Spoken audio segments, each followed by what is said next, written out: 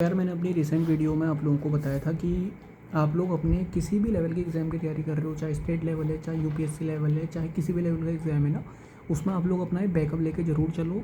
क्योंकि देखो क्या होता है ना, मैं अपने उससे बता रहा हूँ आपको, ठीक है। आप लोग भी अपनी राय ज़रूर कमेंट सेक्शन में देना, मुझे भी अच्छा लगेगा, मुझे भी नई चीज़ें जानने को मिलेंगी। देखो मैं आप लोगों के साथ एक चीज़ शेयर करता हूँ। आपको आपने एसएससी की तैयारी करी, एसएससी की तैयारी करी आपने, उसमें इंडिया जी के आनी ही आनी है, ठीक है। आपने एंशिएंट पढ़नी है, आपने मेडिवल पढ़नी है, आपने मॉडर्न पढ़नी है, आपने करंट अफेयर्स पढ़ने हैं, अपने सारी चीज़ें पढ़नी है। अब आप लोग जैसे हमने एसएससी की तैयारी करी, तो आप लोग उसके साथ साथ देखो, जैसे उत्तराखंड का आप लोगों ने पेपर देना, जैसे कनिष्ठ साहिब का पेपर ले लो, वीडियो पटवारी ले लो, या बड़े बड़े कोई भी एग्ज़ाम ले लो भाई, जी के आनी ही आनी है, ठीक है। जी के 100% बिल्कुल मैंडेटरी है। चाहे हमारे उत्तराखंड के में जी के 40 नंबर की आएगी, 40 नंबर में भी 30 नंबर की आती है, 10 नंबर की रीजनिंग आ जाती है, ठीक है, मान रहे हैं हम लोग। लेकिन इंडिया जी की आएगी ना, 30 नंबर का भी वेटेज बहुत बड़ा होता है, 0.5 नंबर से ही बच्चे आगे पीछे रह जाते हैं। आप लोग अगर एसएससी की तैयारी कर रहे हो, मतलब मेरा मानना ये है कि भाई कहीं ना कहीं चीज़ें रिलेटेड है। इंडिया, अगर आप लोग सबसे बड़ी बात क्या होती है, किसी भी एग्ज़ाम की तैयारी करने से पहले ना, सबसे पहले अपना बेस मजबूत कर लो। बेस कैसे मजबूत होगा?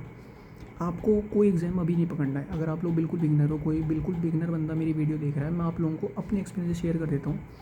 अगर आप लोगों को बिल्कुल अभी कुछ भी नहीं आता है ना, कोई फॉर्म मत भरो, भीड़ बढ़ा के वहाँ फॉर्मों में फ़ीस सबमिट करके अपनी, मतलब दूसरे बच्चे के मन में एक भय बैठाना कि भाई 1 लाख बच्चों ने पेपर दिया है, 80,000 बच्चों ने पेपर दिया है, तो उसका कोई मतलब नहीं है, ठीक है।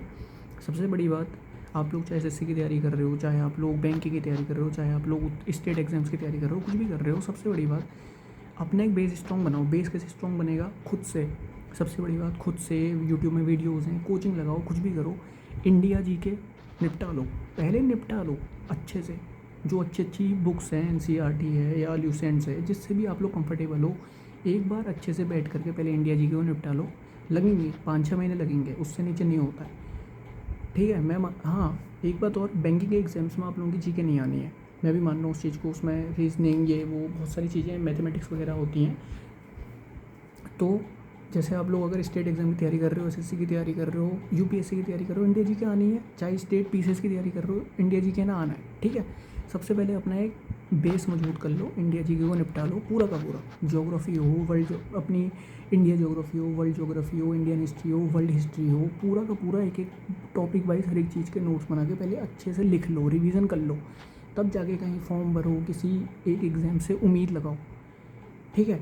तब आप लोग किसी चीज़ में आगे बढ़ सकते हो। खाली भीड़ बढ़ा के या नौटंकी करके कोई फ़ायदा नहीं होता है।